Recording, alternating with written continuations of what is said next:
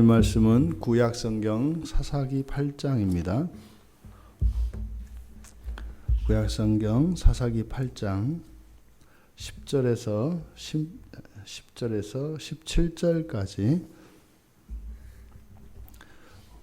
우리 같이 구약성경 374쪽에 있습니다. 제 성경책은 사사기 8장 10절에서 17절까지입니다.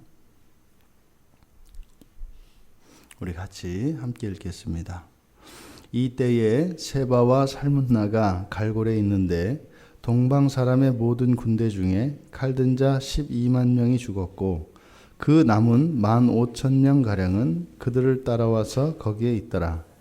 적군이 안심하고 있는 중에 기드온이 노바와 욕부하 동쪽 장막에 거주하는 자의 길로 올라가서 그 적진을 치니 세바와 살문나가 도망하는지라.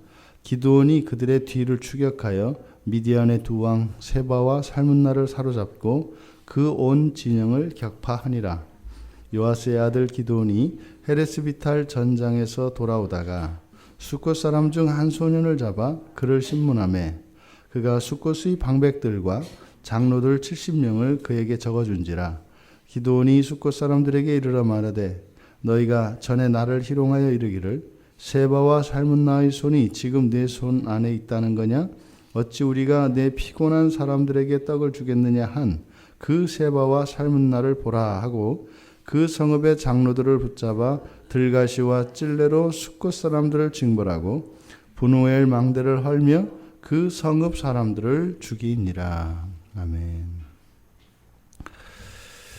300명이 지금 기드온이 300명을 데리고 추격한 그 군사의 수는 비록 이 미디안 연합군이 12만 명이 죽었습니다만 남아있는 수가 15,000입니다. 15,000명이면 지금 300명에 비해서는 50배의 군사입니다. 그러니까 앞에서 죽은 숫자가 어마어마합니다만 사실 300명이라고 하는 이 기드온의 군사의 수와 남아있는 15,000명 여전히 50배의 수입니다. 어마어마한 대군입니다. 그런데 이 추격전에서도 여전히 여호와 하나님께서는 함께 하시며 약속을 따라 그들을 기드온에게 넘겨주셨다는 것을 알 수 있습니다. 그런데 수적으로만 그런 것이 아니라 지금 11절의 내용을 보면 그 동쪽 장막에 거주하는 자의 길로 올라갔다. 이것은 맨 처음에 그 야밤을 틈타서 기습하였던 처음의 공격과는 다른 양상입니다. 이것은 마치 정면으로 공격해서 전면전을 벌인 그런 모습이거든요. 그런데도 50배나 되는 미디안 군대가 달아났다. 이거 이해할 수가 없는 상황입니다. 300명이면요 이렇게 한눈에 들어옵니다. 15,000명이면 한눈에 들어오지 않습니다. 그러니까 어느 한쪽 길을 따라서 올라온 300명의 군사를 보고 15,000명이나 되었던 이 미디안 군사들이 도망갔다. 그때와는 상황이 다른데도 결과는 똑같습니다. 따라서 이 추격전조차 여전히 여호와 하나님께서 이 전쟁을 싸우고 계시다라고 하는 것을 부인할 수가 없습니다. 그런데 이렇게 역력한 하나님께서 하신다는 역력한 증거가 있음에도 불구하고 기드온은 사사로운 전쟁을 하고 있습니다.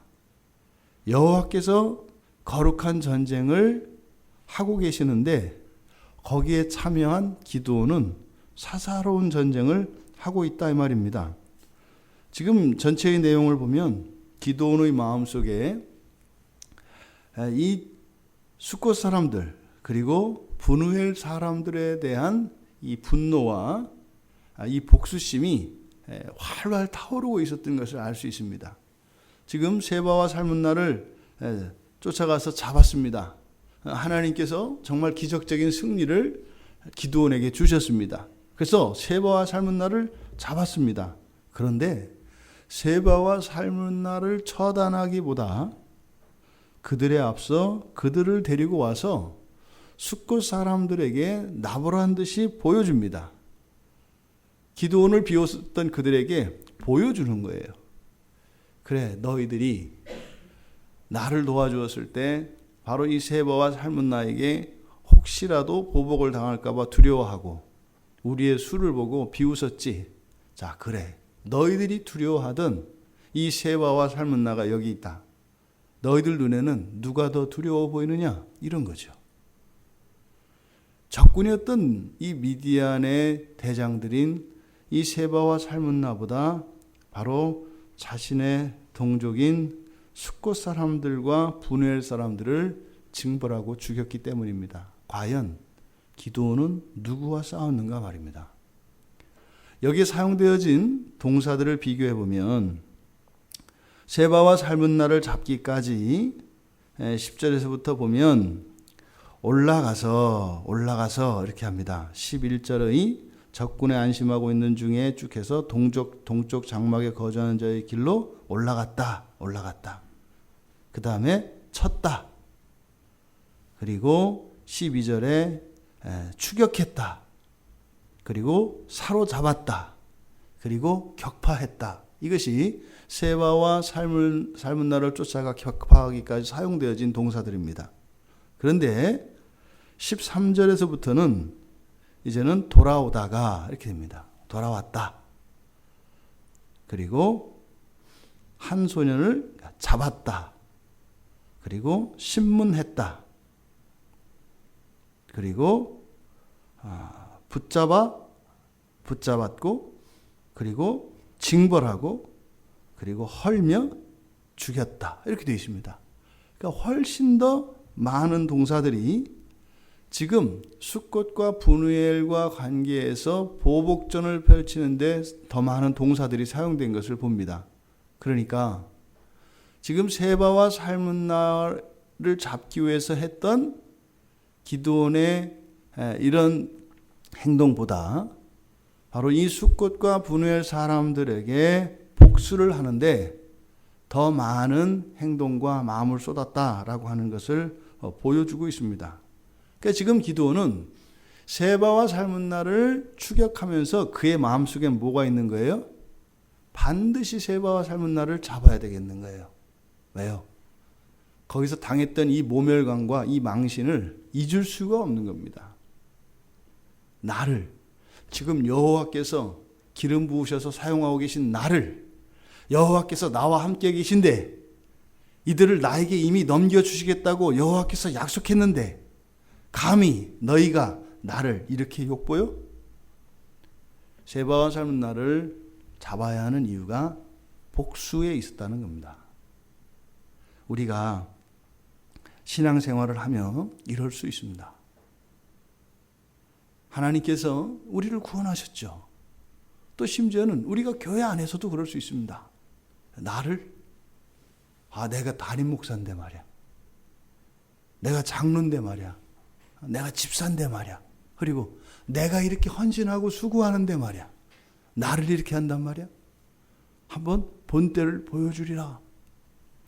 우리가 신앙생활을 하면서 얼마나 우리의 신앙생활을 그리스도의 몸으로서 우리가 신앙생활을 하는 것이 아니라 나의 무엇을 위하여 사사로이 우리의 신앙을 생각하는 경우가 적지 않다는 겁니다. 이랬을 때 내가 누구를 섬기는 것인지, 내가 누구와 싸우고 있는 것인지 이것을 분간할 수 없게 된다. 이런 상태가 시험에 든 상태이겠죠. 온 교회가 이 땅에 있는 모든 그리스도인이 한 마음이 되어 대적해도 만만치 않은 이 세상 권세, 공중 권세를 잡은 자들인데도 불구하고 우리들이 그 싸움을 싸우며 그 가운데 사사로운 감정과 사사로운 복수를 위하여 살아가고 있다면 기드온이 하고 있는 이런 실수와 전혀 다를 바가 없겠다. 어떻게 기드온이 이럴 수가 있었을까? 교만입니다. 교만해졌기 때문입니다. 기드온이 변한 겁니다. 여러분 생각나시죠? 이 전쟁이 시작되기 전에 기드온은 어떤 사람이었어요? 두려움에 완전히 사로잡혀서 활활 떨던 사람입니다. 이렇게 들킬까봐, 눈에 띌까봐 이렇게 숨어서 일하던 사람입니다. 그리고요, 하나님께서 나타나셨을 때 기드온이 계속 했던 게 뭐예요? 나 무서워요. 두렵습니다. 나한테는 그런 힘이 없습니다. 뭐 이랬던 사람이에요.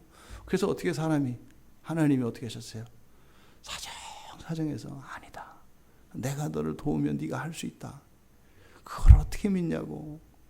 한번 증거를 보여보라고. 그래서 양털 가지고 2번이나 하나님 시험에도 꼬박꼬박 하나님 들어주시잖아요. 생각을 해보니까 그거 가지고는 안 되겠다고. 그래서 어떻게 해요?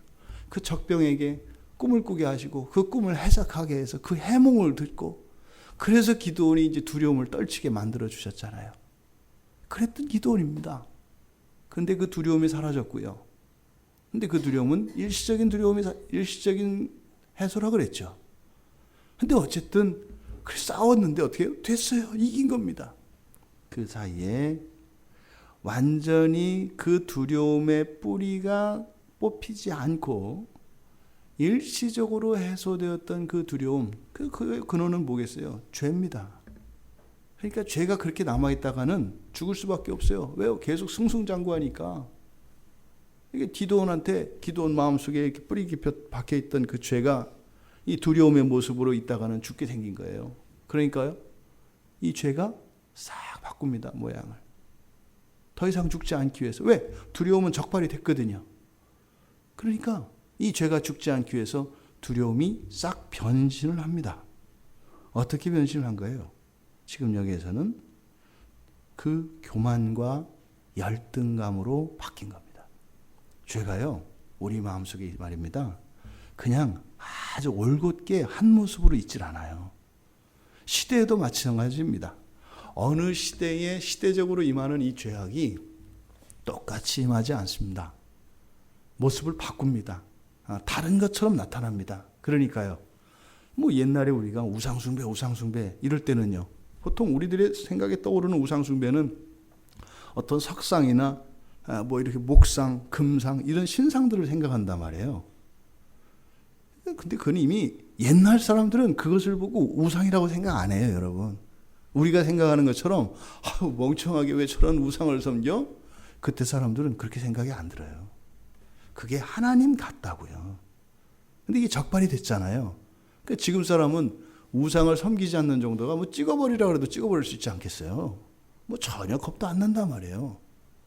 그러니까 어떻게 해요? 우상이 시대적 정신과 가치, 돈 이런 것으로 싹 바뀌어버립니다.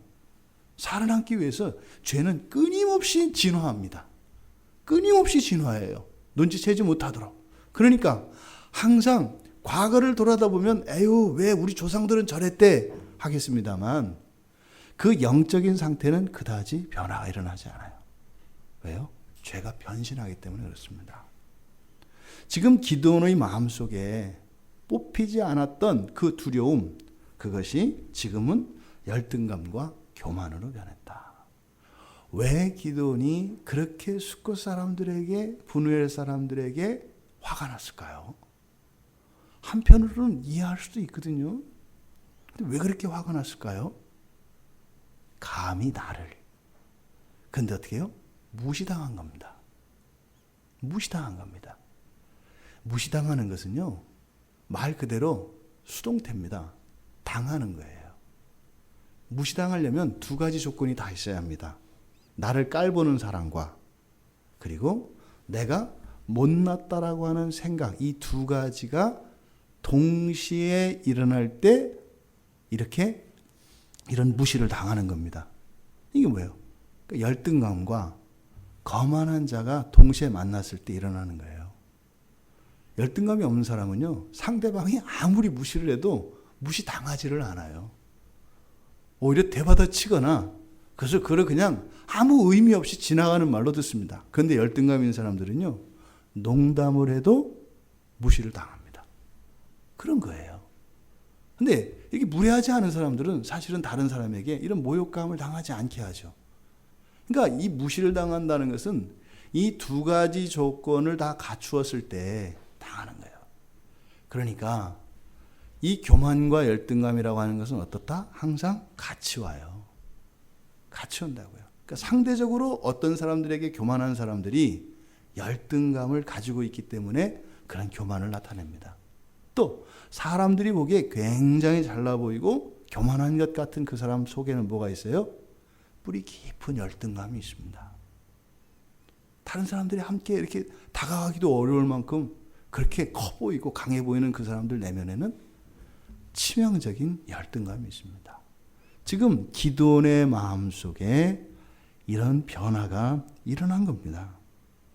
여러분, 이렇게 죄는 끊임없이 그 양상을 바꾸면서 우리의 마음의 변화를 일으킵니다. 그러면 지금 여호와께서 일으키시는 이 거룩한 성전이 사사로운 개인의 복수전이 되어버려요. 이것이 세계사에 있었던 우리 기독교와 관련된 모든 종교들이 바로 이와 같은 전쟁들입니다. 그래서 기독교가 세상 사람들부터 욕을 먹고 손가락질 당하는 그것은 바로 무엇이에요? 이렇게 변질되었을 때, 하나님의 일이 사사로운 사람의 일로 변질되었을 때, 거기에서는 어김없이 세상으로부터 지탄이 오게 됩니다. 우리의 인생도 마찬가지입니다. 우리의 인생이 이렇게 변질될 수 있습니다. 우리가 살아가는 인생의 목적과 이런 방법들과 이런 원인들이 내가 중심에 설 때 우리의 인생은 사사로운 인생으로 바뀌게 됩니다. 우리 가운데 지금껏 살면서 단 하루도 하나님의 은혜가 아니라 자기의 힘으로 이 순간까지 이 자리에 있게 된 사람이 어디 있어요? 아무도 없습니다. 누구도 없습니다. 그 누구도 없을 것입니다. 우리가 그토록 비관하고 절망하는 그 인생의 순간에도 우리가 감당할 수 없는 하나님의 큰 은혜와 사랑의 결과가 우리의 현재입니다. 그 거룩한 삶이, 하나님이 최선을 다해서 주신 그 삶이 우리에게는 부끄럽고 비참하고 절망스럽고 그만 살고 싶은 인생이에요. 왜 그렇게 변해요? 지금 나의 인생의 형편이 그렇기 때문이 아닙니다. 내 마음이 바뀌었기 때문입니다. 여러분, 우리의 인생이 변질되지 않기 바랍니다. 우리가 이 세상 태어나서 이 세상 살다가 하나님께 가는 그 마지막 순간까지 우리는 거룩한 삶을 살고 있습니다.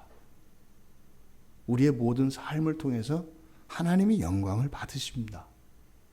우리는 만족 못해도 하나님은 우리들이 살아가는 이 하루하루의 삶 속에서의 인내와 그런 고됨과 이런 고생과 고난, 이런 모든 것들을 하나님은 영광으로 받으십니다. 우리 인생의 모든 것이 하나도 변질되지 않길 바랍니다. 그리스도께서 우리에게 모든 것을 주신 것처럼 우리의 삶의 모든 것이 하나님께 드려질 수 있는, 우리의 마음이 오직 예수 그리스도께 정향되어 있는 그런 거룩하고 영광스러운 이 하루의 삶이 되기를 주님의 이름으로 축원합니다. 존귀하신 하나님, 이스라엘 백성들 가운데 하나님께 택함을 받은 특별한 기드온, 그의 인생이, 그의 전쟁이 변질되어 가고 있습니다. 모든 싸움과 모든 승리는 여호와께서 행하시고 여호와께서 만들어주신 것임에도 불구하고 그것으로 인하여 마음의 교만이, 또 뿌리 깊은 그 죄의 결과로 또한 열등감이 기드온의 마음을 사로잡았습니다. 오직 모든 것이 하나님의 은혜요, 하나님의 선하심이 나의 오늘의 인생인 것을 오직 하나님 한 분만의 인정과 평가만을 바라며 사람들의 시선과 평가를 바라지 않는 거룩한 마음을 지켜 영광스러운 삶을 날마다 날마다 살아갈 수 있도록 은혜를 내려 주시옵소서. 이 한날이 그렇게 벅차고 영광스러운 한날 되기 원합니다. 하나님께서 저희들에게 주신 최고로 복된 삶이 저희들의 오늘의 일상인 것을 믿사오니 이 한날에 감추어진 그 영광과 하나님의 사랑과 은혜를 발견하며 그렇게 하나님께 감사와 찬양이 마르지 않는 이 한날 되게 하옵소서. 예수님의 이름으로 기도드리옵나이다. 아멘.